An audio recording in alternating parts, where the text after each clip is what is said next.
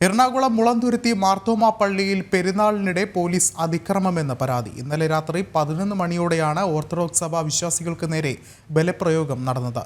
Police വലിച്ചെറിഞ്ഞ സംഗീത ഉപകരണത്തിന്റെ stick തലയിൽ പതിച്ച് സ്ത്രീക്ക് പരിക്കേറ്റു. ഈ മാസം 18 മുതൽ 21 വരെയായിരുന്നു പള്ളിപ്പെരുന്നാൾ.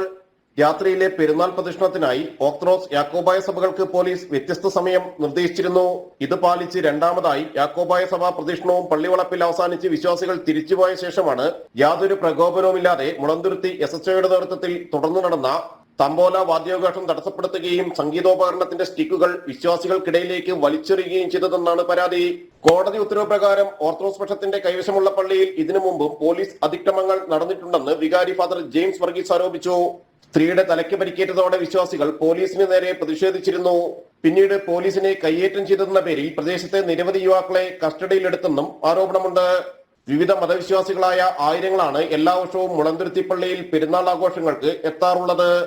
ജനം, കൊച്ചി.